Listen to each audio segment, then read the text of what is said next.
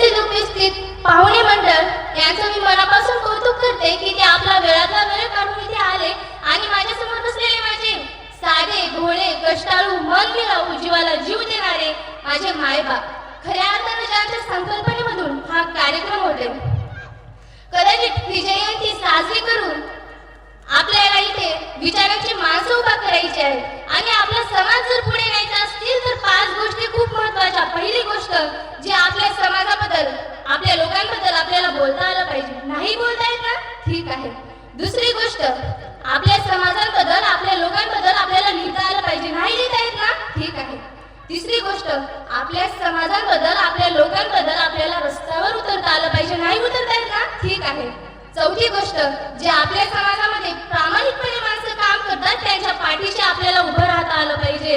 आणि 5वी गोष्ट तर 5व्या वर्गाचीच आहे की जो कुणी काही करू शकत नाही, जो जास्त त्रास दिल्याशिवाय राहू शकत नाही. आणि मला वाटतं की आज आपल्या गावाची प्रगती होत चालली, परंतु आज आपल्या जयंतीमध्ये असं प्रकरण घडून आलं की ते आपल्याला पाहायला भेटलं.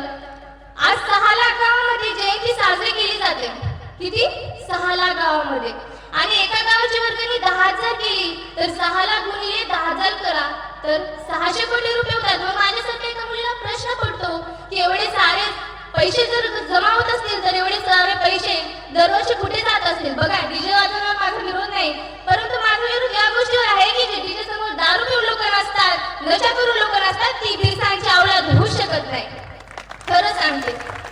आणि आपल्या समाजाची एक वाईट गोष्ट आहे की जो कोणी पुढे जात असेल त्याला मात्र मागं खेचलं जातं.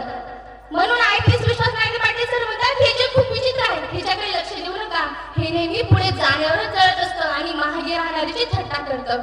मग तसंच परभणीमध्ये एक कार्यक्रम होतं, छोटंच 2 मिनिटाचं सांगते. परभणीमध्ये एक कार्यक्रम होतं, वक्तृत्व स्पर्धा होती, त्यामध्ये मला बोलवलं होतं, नाव घेतलं होतं. अण्णाभाऊ साठे, क्रांतीसूर्य भगवान बिरसा मुंडा, बाबासाहेब आंबेडकर आणि छत्रपती शिवाजी महाराज. तिथे गेल्यानंतर मला कळालं की सगळेजण छत्रपती शिवाजी महाराजांना बोलत होते.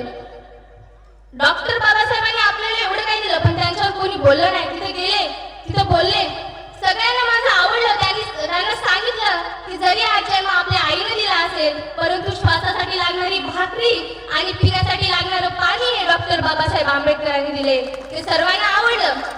आणि नंतर त्या स्पर्धेमध्ये माझा 2रा क्रमांक आलेला होता, परंतु ते सर मला माझ्याजवळ आले. अरे ते सर म्हणायच्या लायकीचे सुद्धा नाही, ते माझ्याजवळ आले आणि मला म्हणतात की मराठा समाजाबद्दल जे काही आज चालू आहे आरक्षणाबद्दल त्याला तू समोर न्यावं असं मला वाटतं. मी म्हणलं सर ऐका, गुलामगिरी आम्ही तेव्हाची सोडून दिली, गुलामगिरी आम्ही तेव्हाची सोडून दिली. आणि जरी मी आदिवासी समाजामध्ये जन्माला आलेच आहे, परंतु जरी आम्ही कदाचित मराठा समाजामध्ये असलेली असते तर माझा आरक्षणाला मात्र विरोध असलाच असता. त्या सरांनी माझं नाकारलं, बक्षीस दिलं नाही. मला ठीक आहे, मला शोकांतिका नाही, परंतु गुलामगिरी आज चालली खूप. आणि माझ्या ऐवजी जर दुसरी मुलगी असती त्याने मला म्हटले तुला जे पाहिजे ते आम्ही देतो, रक्कम सांगितलं तर नकोच जर आम्हाला. गेले मी तिथून, त्यांचं काही घेतलं नाही. तो राग त्यांच्या उरामध्ये पेटत होता. आणि बिरसा 25 वर्षाचे असताना त्यांनी एवढं सारं घडून आणलं. आपल्या जयंती अगदी थाटामाटात साजरी केली जाते, कारण देखते ही रहेंगे दिवाली मनाने वाले, अरे जयते ही रहेंगे खुद जमाने वाले, देखते ही रहेंगे खुद जमाने वाले, जयते ही रहेंगे खुद जमाने वाले. 7 समुंदर पार शौर्य बिरसा का इतिहास बना देते हैं बिरसा जयंती मनाने वाले. आणि माझा एक डायलॉग आहे, हंगामा खड़ा करने का मेरा मकसद नहीं है, सारी कोशिश जारी है कि सूरत बदलनी चाहिए. मेरे सीने में नहीं तो तेरे सीने में सही हो कहीं भी आग, लेकिन आग जलनी चाहिए. खरं सांगते, आपल्या आरक्षणावर चर्चा केली जाते, खूप अन्याय अत्याचार होतो. का? कारण डॉक्टर बाबासाहेब आंबेडकरांनी दिलेलं आरक्षण ते त्यांना कालही घाबरत होते, आजही घाबरतात आणि उद्या सुद्धा घाबरणार. एडर हमें अच्छा लगा, एडर हमें अच्छा लगा, एडर होना ही चाहिए. तुमच्या मला आंबेडकर आणि आदिवासी जीवन झालाच पाहिजे. ती स्वाभिमानी चाल डोळ्यात ना ती तुमच्यामध्ये आलीच पाहिजे. त्या 10 लाख लोकांमध्ये सुद्धा गेला तर तो स्वाभिमानी आदिवासी दिसलाच पाहिजे. कसा? स्वाभिमानी आदिवासी दिसलाच पाहिजे. परंतु आजची परिस्थिती बघून बिरसाला जाऊन मला असं वाटतं, जास्त वेळ नाहीये, बोलायला खूप काय आहे, परंतु शेवटी काय, खरं बोललं की बरं वाटत नाही, बरं बोललं की खरं वाटत नाही. बिरसाला जाऊन मला असं वाटतं, देवा ए देवा, ऐक ना, तुझ्या आई लेकराला तुझ्यासारखा विचार करण्याची बुद्धी काय दिली नाही तेव्हा? आज 31च्या रात्री तुझा हा मावळा दडपत किल्ल्याच्या पायथ्याशी जर काय डर्टी मनाला पार्टी करत असतील तर खरंच सुरक्षित राहतील का यांची घरटी?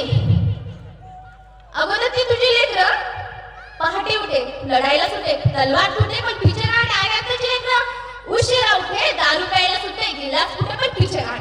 बरोबर आहे की नाही? गिलास कुठे? मग आजची परिस्थिती बघून वाटतं की जर बिरसा मुंडा असे तर तेही म्हटले असते, कोई नीट लक्ष देऊ नये का? कोई जाति के लिए मर गए तो कोई धर्म के लिए मर गए, कोई जाति के लिए मर गए तो कोई धर्म के लिए मर गए, अरे कोई नोटों के लिए मर गए तो कोई ऑटो के लिए मर गए. अगर होते बिरसा तो वो भी कहते हैं हम भी किन कमीनों के लिए मर गए, अरे हम भी किन कमीनों के लिए मर गए. खरंच आपण असं नाही केलं पाहिजे. बोलायला खूप आहे पण मी इथेच थांबते आणि शेवटी जाता जाता म्हणते की मी हॉस्टेलमध्ये होते, परभणीमध्ये, तिथून मला सुट्टी देत नव्हते, परंतु बिरसांची जयंती आहे म्हटल्यावर मला इथे बोलायचं होतं आणि बोलून काही चालणार आहे, त्यावर कृतीही केली पाहिजे. कृती केली पाहिजे, परंतु लहान आहे म्हणून समजून सोडून दिलं जातं. परंतु नक्कीच फक्त 2 वर्ष बोलून चालणार नाही, तर खरं सांगते 2 वर्षामध्ये आपलं गाव सर्वांनी सुधारावं असं मला वाटतं. 2 वर्ष नाही तर 1 वर्ष. ज्यांची प्रगती झाली, ज्यांचा आता सत्ता झाली, त्यांच्यासाठी पुन्हा एकदा टाळ्यांचा गजर असू द्या आणि सर्वांनी एकदा घोषणा करायची, बिरसा मुंडांचा, क्रांती सूर्य भगवान बिरसा मुंडांचा, डॉक्टर बाबासाहेब आंबेडकरांचा. अमानवतेला घरात घुसून मारणाऱ्या पॅन्थरची ओळख आहे. शब्द नामदेवाचे, रक्तात आमच्या आग आहे. आरक्षण